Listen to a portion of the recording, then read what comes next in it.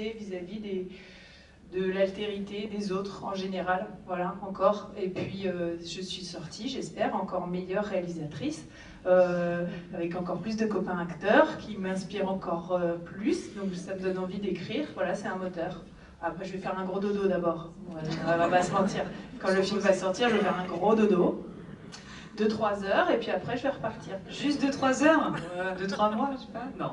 Peut-être répondre aussi à cette question. Honneur aux dames. Honneur aux reines. Elle attendait de le sortir. Allez, David. Forcément, pour nous, c'est moins long, parce que c'est le temps du tournage. Et j'ai envie de dire, comment on sort de ça? Sortir d'ici, c'est entrer là-bas, finalement. Non, mais ouais. Non, mais c'était hyper beau. Vous savez pas où je veux en venir, c'est pas que Jean-Claude Van Damme, c'est... Pour ma part, j'ai eu la chance d'enchaîner quasiment avec un autre projet. Et pour le coup, c'était un rôle d'un détenu qui s'évade de prison. Ça tombait plutôt bien. Dans le circuit, à Oran, les connexions se font très bien, du coup, je me sens libre. Et après, ouais, comme Jeanne l'a dit, on est complètement enrichi et nourri de cette expérience au quotidien. Encore une fois, je parlais d'un beau roman au départ, c'est ça, on apprend énormément de choses, on rencontre des gens, il y avait voilà, une super ambiance de tournage, et c'est toujours un déchirement de se séparer de ses camarades quand ça se passe si bien. Et donc voilà, je crois que j'ai répondu à... Ouais, oui, plutôt, ça va. Tout à fait. Les meufs. Allez. Non, moi, oui, avec ce film encore plus, mais moi, ce que j'adore dans mon métier, c'est que j'épouse des histoires que je vivrai peut-être jamais, et du coup, ça me rend forcément plus indulgente avec la nature humaine, et notamment sur ce film, où on parlait d'écoute, et oui, forcément, ça te donne encore plus envie d'écouter, de laisser du crédit aussi aux gens, des histoires que tu connais pas, et puis comment tu fais pour ressortir d'un film comme ça? Bah, tu rentres chez toi, t'as 3 enfants en bas âge, et tu oublies le rôle de Nawel en 10 minutes. Ce qui t'inspire un peu quand même malgré tout, quand tu rentres pas non, du mais tout. bien sûr, non, mais de toute façon, c'est pour ça que moi j'ai besoin les choix que je fais, j'ai besoin qu'ils soient dans mon bide, et c'est clair que quand je lis le scénario de Jeanne, déjà j'accepte pour ce que ça raconte, et que moi, je vais parler en tant que spectatrice, parce que moi, quand je découvre un scénario, je veux absolument le découvrir en tant que spectatrice, et que je me suis dit, ça fait du bien un film sur la réparation. C'est con, mais c'est pas con, hein. Ce que je veux dire, c'est que c'est peut-être un peu puéril et bisounours, mais ça fait du bien en ces temps-là, là. Il y a de l'humanité, il y a de la réparation, de la restauration, et même de vous en parler, ça m'émeut. Donc voilà. Voilà ce que ça m'a fait. Pas tout à fait sorti tout de suite de ce film-là. Élodie? Bah oui, je rejoins mes copains. C'est un film très positif, qui est porteur d'espoir, qui tend vers une lumière, même si on sait qu'encore une fois c'est un sport de combat, que c'est incertain, la justice restaurative, que c'est pas facile. Mais en tout cas, ça fait des piqûres d'humanité, et puis ça permet de continuer à croire qu'on peut se regarder, se parler, tenter de se comprendre, tenter de se mettre à la place des autres. Et c'est bien de... Enfin, moi, ça me fait du bien de m'en rappeler à chaque instant. Et puis sinon, en fait, j'ai réalisé, là, quand vous me posiez votre question, comment on sort du film, mais en fait, moi, par exemple, vers la fin du film, j'ai commencé à avoir très mal aux hanches. Et, à la fin du film, du tournage? À la fin du tournage, j'ai eu mal, et j'ai eu très mal aux hanches pendant 6 mois. Et en fait, pour ceux qui connaissent un peu le corps et tout ça, on dit que les hanches, c'est là où se stocke l'émotion qui est pas, voilà, qui circule pas bien, qui est pas bien irriguée en fait. Et c'est que plus tard, et même ce soir, que je me dis que ça a peut-être un lien malgré tout, parce que on a quand même tous traversé à nos endroits en écoutant les uns les autres, les histoires de chacun à l'intérieur du film. On a absorbé beaucoup de drames et toutes les conséquences et les répercussions de ces drames, et que c'est pas rien. Et encore une fois, vous qui faites ce métier, vous encaissez énormément. Et bravo encore, voilà.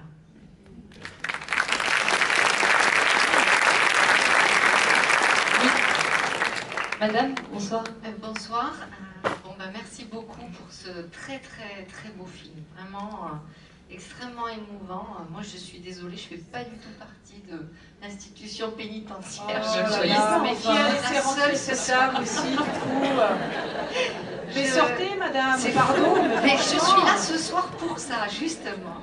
Et je ne connaissais pas la justice réparatrice, j'ai découvert. C'est vraiment bravo à tous ceux qui font ces métiers, c'est extraordinaire comme expérience. Non, moi, juste pour dire... j'ai été très gênée presque au début, voire interpellée. Vous filmez Reine Jeanne, vous filmez. Voilà. Et de 1 pour le public. Vous filmez de très très près. Oui. Voilà, donc du coup, je voulais savoir quel était votre parti pris, enfin pourquoi. Ouais. Je me demandais si c'est parce que j'étais au premier rang ou si c'est parce que l'écran est grand, mais après j'ai réalisé, vous filmez vraiment. L'effet cumulé, forcément des plans serrés et d'être très près de l'écran, forcément. Voilà. Oui, bah, c'est vrai. Et les actrices et les acteurs, oui, mais les actrices, j'ai pensé à vous. Qu'est-ce que vous en pensez d'avoir été filmé hyper près comme ça? On voit vraiment c'est hyper intéressant, on a les deux points de vue comme ça. Le point de vue de la réalisatrice d'abord. Je pense que c'était plus spectaculaire à la limite dans le cercle de rencontre, parce que c'est vrai que je filmais d'assez près les longs monologues qu'ils avaient chacun, et non seulement ils étaient filmés de près, mais ils avaient 3 caméras en même temps sur eux pour récolter la matière.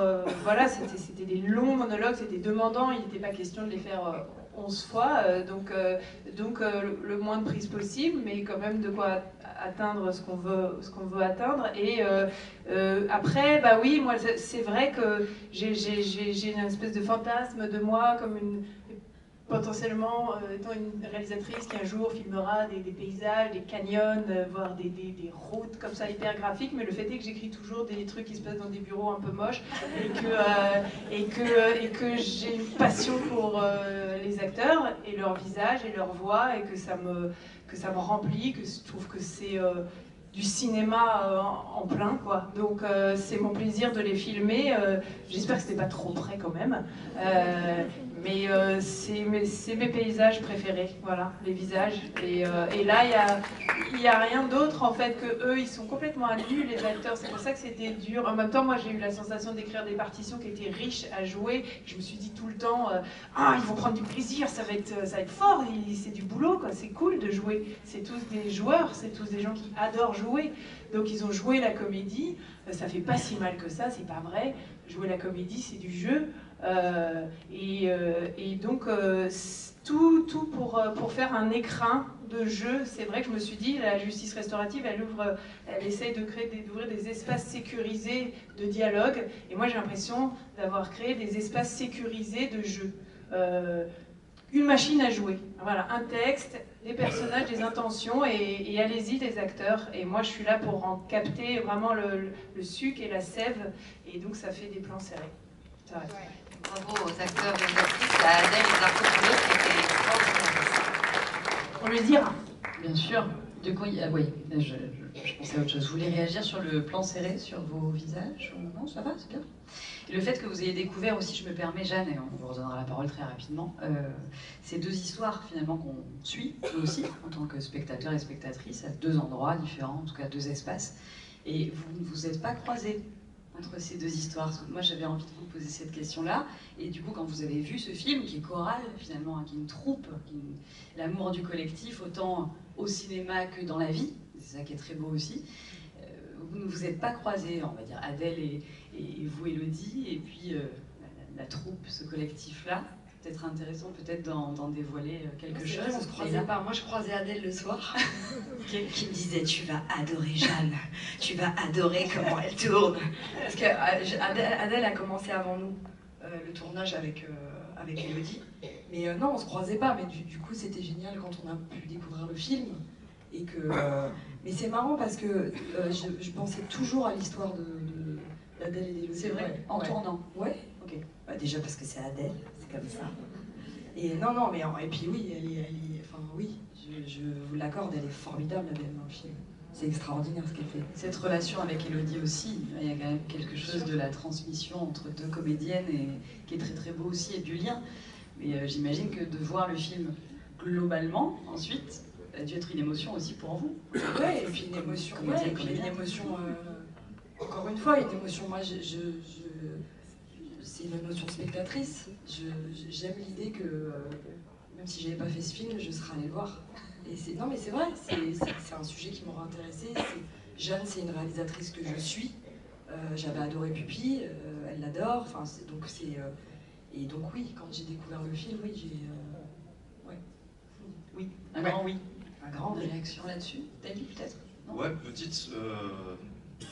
Quand on tourne, quand on est comédien, voilà, acteur, actrice dans un film, forcément, on est très rarement de tous les plans. Donc il y a toujours une petite part de... Quand on regarde le film pour la première fois, déjà on voit le travail achevé, entre guillemets, et en même temps il y a toujours une petite part de surprise. Et là pour le coup, la part de surprise, entre guillemets, est assez conséquente. C'est on assiste à cette histoire en parallèle.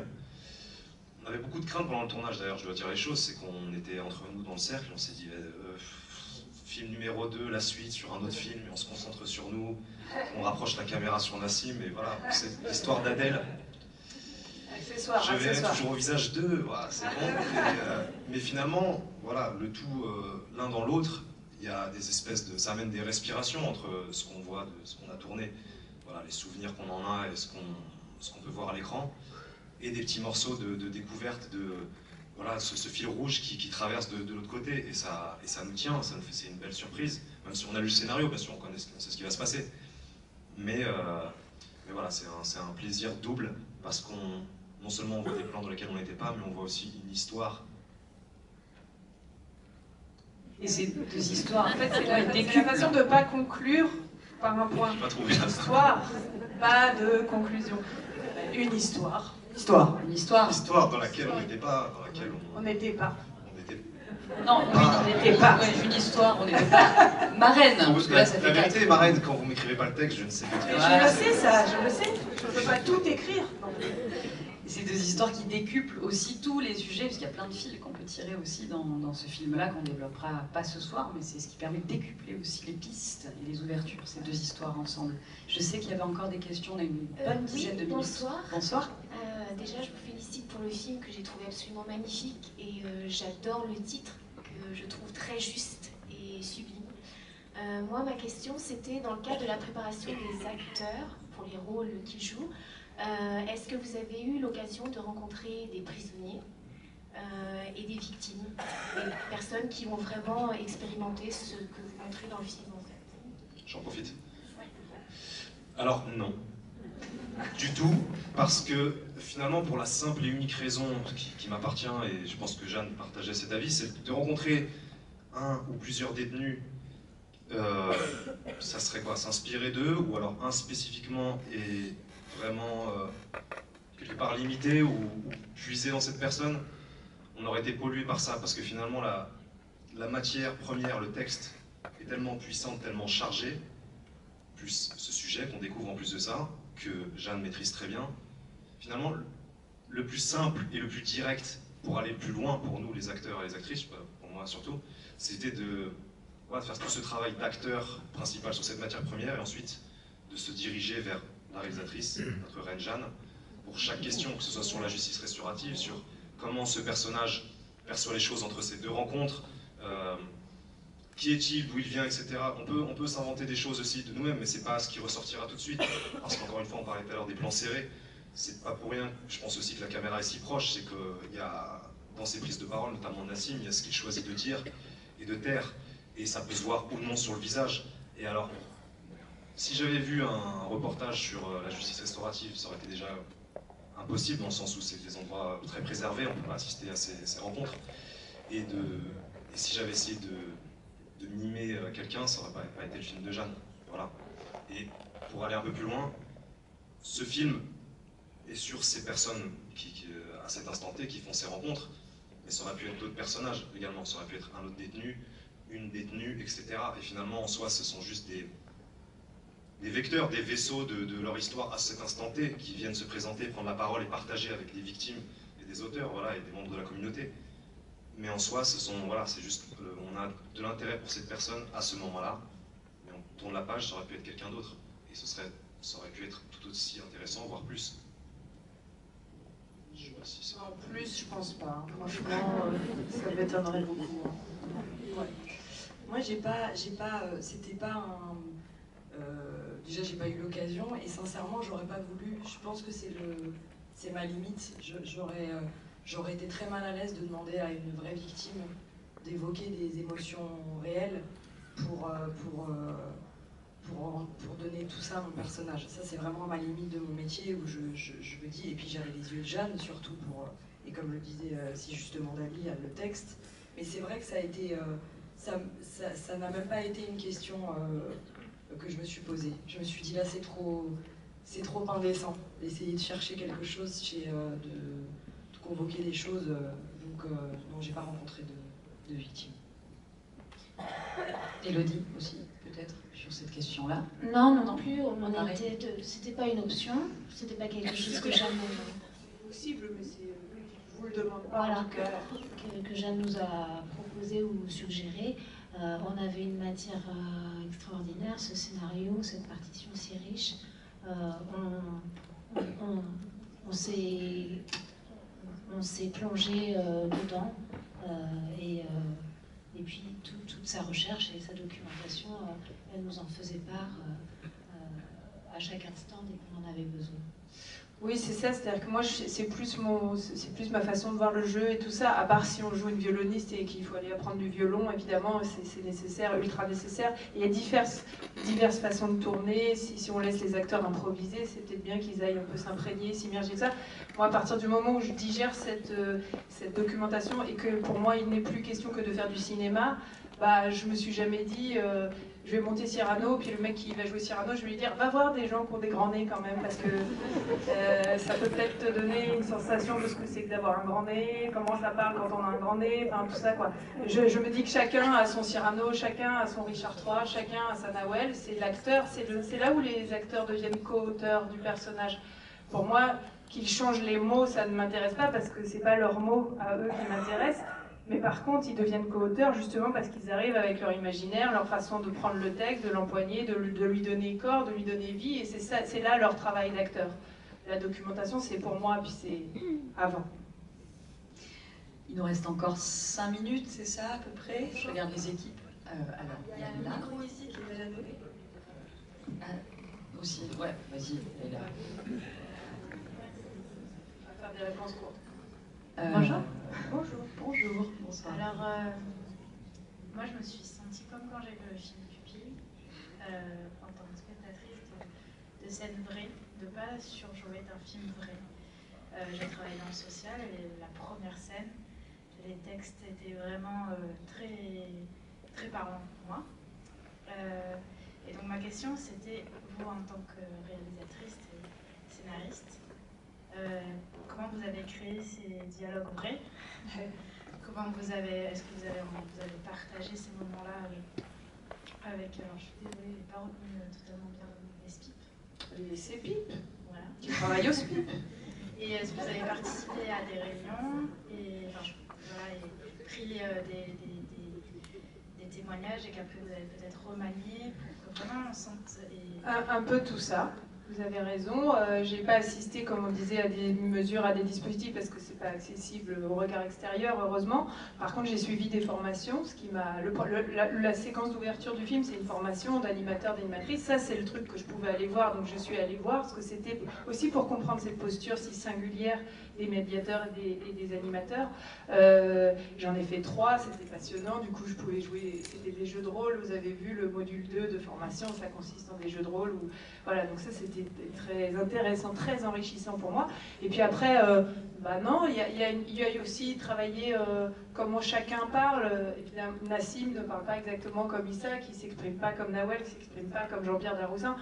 Moi j'ai une passion un peu comme ça, j'adore écouter les gens, j'aime bien la musicalité donc c'est beaucoup de plaisir pour moi de travailler dans les dialogues sur comment les gens s'expriment, avec quels mots, à quel point ils finissent leur phrase ou pas, à quel point s'ils mettent des bons, des bains, des voilà, des en fait, 3 petits points.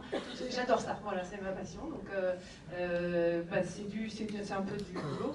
Et puis c'est vrai que, évidemment, j'ai additionné plein de récits, comme ça, des témoignages, des partages d'expériences. Après, moi, j'ai été faire une sorte de ratatouille avec tout ça. Hein. J'ai pris de ce qu'on m'avait raconté. Moi, je ne sais pas faire des homejacking, perso, je ne l'ai pas fait encore.